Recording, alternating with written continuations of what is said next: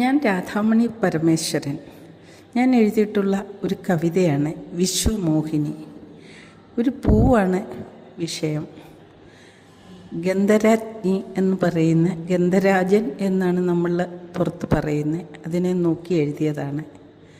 അത് പ്രകൃതിയിലെ കാറ്റത്താടി ഉലയത്തുമ്പോൾ എനിക്ക് മനസ്സിൽ തോന്നിയ ഒരു വികാരമാണ്, ഒരു പ്രണയമാണിത്.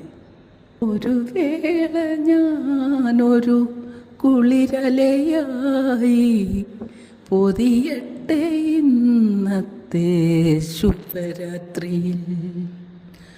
ഒരു വേള ഞാനൊരു കുളിരലയായി പൊതിയട്ടെ ഇന്നത്തെ ശുഭരാത്രിയിൽ.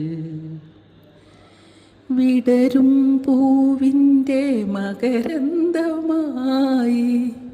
പ്രണയവിഞ്ഞൽപ്പം പകരട്ടെയോ. വിടരും പൂവിൻ്റെ മകരന്തമായി പ്രണയവിഞ്ഞൽപ്പം പകരട്ടെയോ.